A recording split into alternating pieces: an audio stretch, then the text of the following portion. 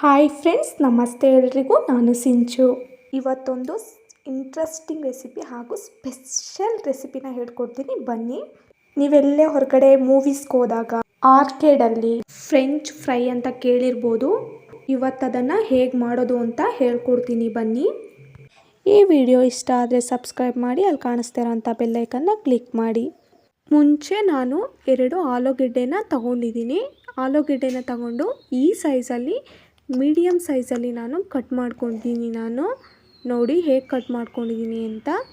ಈ ಸೈಜಲ್ಲಿದ್ದರೆ ಸಾಕು, ಜಾಸ್ತಿ ದಪ್ಪನೂ ಬೇಡ, ಸಣ್ಣನೂ ಬೇಡ. ನೋಡಿ, ಈ ಸೈಜು ತುಂಬಾ ಪರ್ಫೆಕ್ಟಾಗಿದೆ. ಈ ಸ್ಟಾರ್ಚ್ ಏನಿದೆ, ಆ ಸ್ಟಾರ್ಚ್ ಕಂಪ್ಲೀಟಾಗಿ ಹೋಗಬೇಕು ನೋಡಿ ಫ್ರೆಂಡ್ಸ್.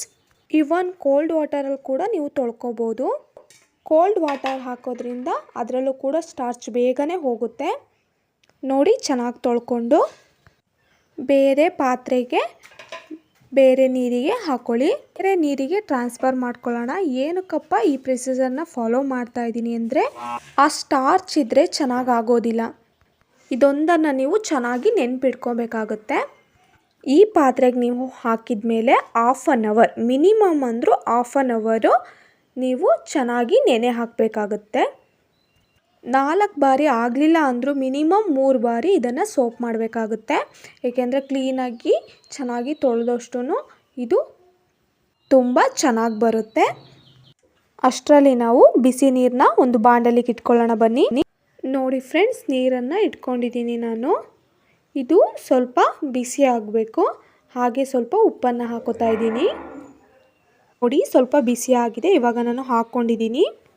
ಇದು ಬೇಯೋದು ಬೇಡ, ಜಸ್ಟ್ ಒಂದು 5 ಮಿನಿಟ್ಸ್ ಅಷ್ಟು ಆದರೆ ಸಾಕು. ಈ ಬಿಸಿಗೆ ಮೇಲ್ಗಡೆ ಪೊಟೆಟೊ ಏನಿದೆ ಅದು ಸ್ವಲ್ಪ ಮೆತ್ತಗಾದರೆ ಸಾಕು. ನೋಡಿ, ಚೆನ್ನಾಗಿ ನೊರೆ ಬಂದಿದೆ. ಇದನ್ನು ಕಂಪ್ಲೀಟಾಗಿ ತೆಗೆದು ಬಿಡಬೇಕು ಆ ನೊರೆನ. ಬಿಸಿ ಚಿಪ್ಸ್ ಆಲೂಗೆಡ್ಡೆ ಏನಿದೆ ಅದನ್ನು ನಾನು ಏನು ಮಾಡ್ತಿದ್ದೀನಿ ಅಂದರೆ ತಣ್ಣೀರೊಳಗಡೆ ಹಾಕೋತಾ ಇದ್ದೀನಿ ನಾನು. ಈ ಪ್ರೊಸೀಜರ್ ಏನಿದೆ, ಈ ಪ್ರೊಸೀಜರ್ನ ನಾವು ಬ್ಲಾಂಚಿಂಗ್ ಅಂತ ಕರಿತೀವಿ. ಬ್ಲಾಂಚ್ ಮಾಡೋದು ಅಂತ ಕೂಡ ಹೇಳ್ತಾರೆ. ಈ ಫ್ರೆಂಚ್ ಫ್ರೈ ಏನಿದೆ ಅದು ತುಂಬ ಹಾರ್ಡಾಗಿರುತ್ತೆ, ತುಂಬ ಚೆನ್ನಾಗಿರುತ್ತೆ. ಈ ಫ್ರೆಂಚ್ ಫ್ರೈ ಹೇಗಿದೆ ಅಂದರೆ ಒಳಗಡೆ ತುಂಬ ಸ್ಮೂತಾಗಿ ತುಂಬ ಚೆನ್ನಾಗಿರುತ್ತೆ. 1-2 ನಿಮಿಷ ಇದನ್ನು ಹಾಗೆ ತಣ್ಣೀರಲ್ಲಿ ಬಿಟ್ಬಿಡೋಣ. ಯಾಕಂತ ಅಂದರೆ ಇದರಲ್ಲಿ ಏನಾದರೂ ಒಂದು ಸ್ಟಾರ್ಚ್ ಏನಾದರೂ ಇದ್ದರೆ ಅದು ಹೋಗಿಬಿಡಲಿ ಅಂತ ಅಷ್ಟೇ. ನೋಡಿ, ನಾನೊಂದು ಬಟ್ಟೆ ತೊಗೊಂಡಿದ್ದೀನಿ. ನಾನೊಂದು 2 ಮಿನಿಟ್ಸ್ ಬಿಟ್ಟಿದ್ನೋ ಅದನ್ನು ಇವಾಗ ನಾನು ಚೆನ್ನಾಗಿ ನೀರನ್ನ ಸೋಸ್ಕೊಂಡು ಹರಡ್ಕೊಂಡು ಬರ್ತಾಯಿದ್ದೀನಿ. ಇದು ಸ್ವಲ್ಪ ಚೆನ್ನಾಗಿ ಆರ್ಕೊಬೇಕು. ಏನಿದೆ ಅಂದರೆ ತೇವಾಂಶ, ಅದರಲ್ಲಿರುವಂತಹ ನೀರಿನಂಶ ಎಲ್ಲ ಹೀರ್ಕೋಬೇಕು ಕ್ಲೀನಾಗಿ. ನೋಡಿ, ಸ್ವಲ್ಪ ಆರಿದೆ ಇದು ಚೆನ್ನಾಗಿ. ನೋಡಿ, ಒಂದು ಬಾಂಡಲಿಗೆ ನಾನು ಎಣ್ಣೆನ ಹಾಕ್ಕೊಂಡಿದ್ದೀನಿ. ಚೆನ್ನಾಗಿ ಕಾಯಿಸ್ಕೊಳ್ಳಿ. ನೋಡಿ ಫ್ರೆಂಡ್ಸ್, ಆದಷ್ಟು ಹೈ ಫ್ಲೇಮಲ್ಲೇ ಮಾಡ್ಕೊಳ್ಳಿ ನೀವು.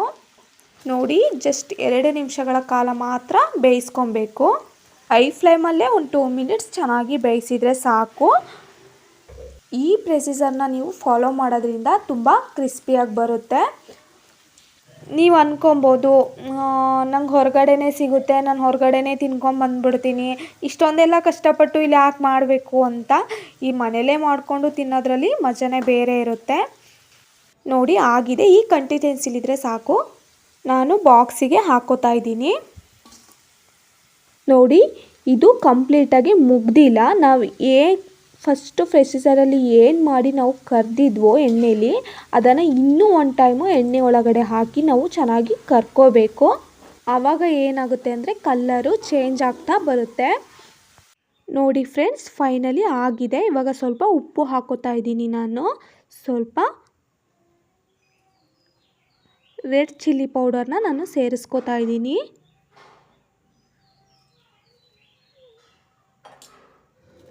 ಮಿಕ್ಸ್ ಮಾಡ್ಕೊಳ್ಳಿ ಇದನ್ನು ಚೆನ್ನಾಗಿ.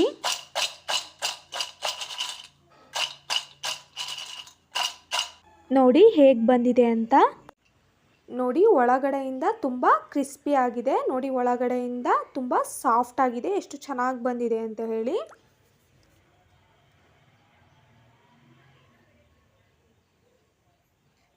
ಏನು ಫ್ರೆಂಡ್ಸ್, PVRಲ್ಲೆಲ್ಲ ಕೊಡೋದು, ನಾವು ಹೇಳಬೇಕು ಮನೇಲಿ ಕೂಡ ನಾವು ಮಾಡ್ತೀವಿ ಅಂತ ಹೇಳಿ.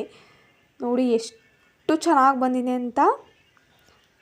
ತಿಂತಾಯಿದ್ರೆ ತುಂಬಾ ಟೇಸ್ಟಿಯಾಗಿದೆ. ನಿಮಗೂ ಕೂಡ ಈ ರೆಸಿಪಿ ಇಷ್ಟ ಆದರೆ ಲೈಕ್ ಮಾಡಿ, ಶೇರ್ ಮಾಡಿ, ಕಮೆಂಟ್ನ ಮಾಡೋದನ್ನ ಮರಿಬೇಡಿ.